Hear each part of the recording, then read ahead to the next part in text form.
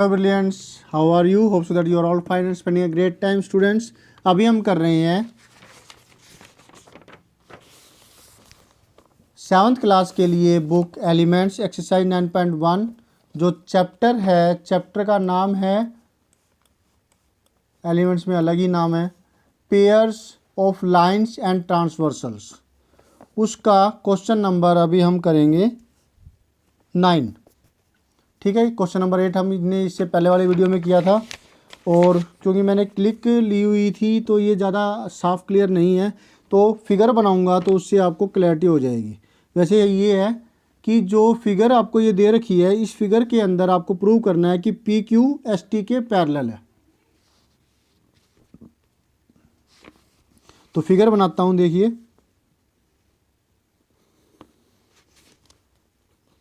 ये P Q given है और ये ट्रांसवर्सल है एक ऐसे, ये पॉइंट ओ, ये पॉइंट आर, और ऐसे ये पॉइंट एस गिवन है, ये टी है, ये एंगल 15 डिग्री है।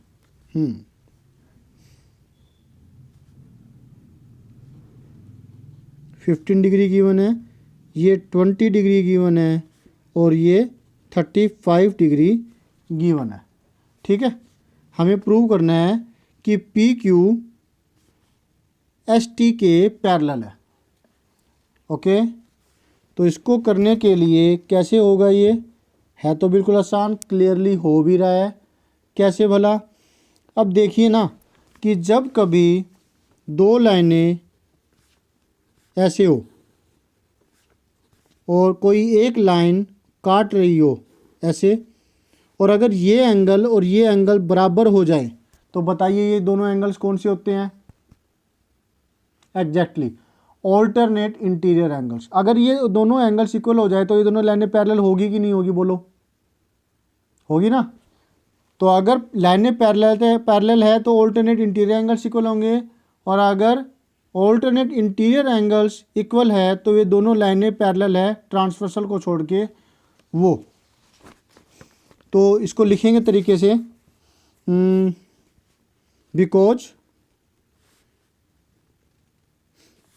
3 अल्फ़ाबेट से नाम दे, या फिर इसको थोड़ा बढ़ा करके नाम देते हैं। इसको नाम दिया 1, ये लीजिए 1 और ये 2। Angle 1 equal to 35 degree, angle 2 20 + 15। Angle 2 जो ये वाला है, इन दोनों को जोड़ के बनेगा ना, कितना डिग्री बना ये? 35 डिग्री। एंगल 1 बराबर है एंगल 2 के, दोनों 35 डिग्री है। अब यहाँ पर हम लिखेंगे बट दीज आर ऑल्टरनेट, इस तरीके से, alternate interior angles.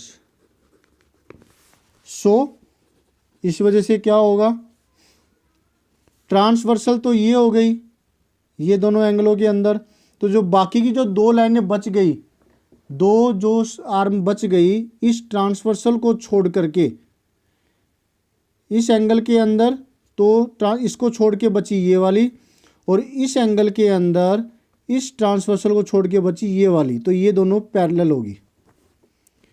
P Q parallel to O R. तो हमने ये एक चीज़ कर ली, एक हिस्सा हो गया, एक टुकड़ा हमने कर लिया, इसको हम एक पार्ट बना लेते हैं। ठीक है, इतना हो गया। अब हम नेक्स्ट प्रोसेसिंग पर बढ़ते हैं आगे।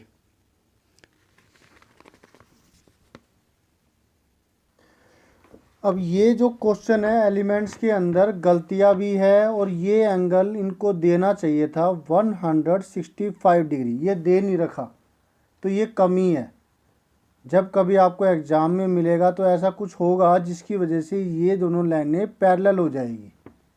वो क्यों होगी? ये कमी मैंने पूरी कर दी, ऐसा कुछ दिया जाना चाहिए था। तो फिर क्या होगा इसके अंदर सेकंड पार्ट में, because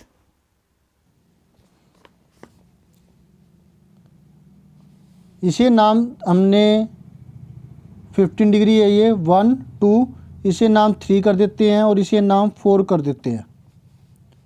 angle 3 plus angle 4 15 degree plus में 165 डिग्री 180 डिग्री आया। लेकिन ये वाले कौन से एंगल्स हैं? ये वाले एंगल्स हैं ऐसे, जिनमें इन दोनों का सम 180 डिग्री आ रहा है। और ये वाले एंगल्स कौन से होते हैं? Interior consecutive angles, but these are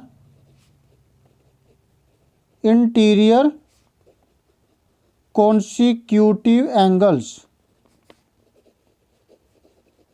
interior consecutive angles होने की वजह से जो कॉमन लाइन, जो कॉमन एरो है, उसको छोड़ के बाकी की जो दो लाइनें होगी वो पैरेलल होगी।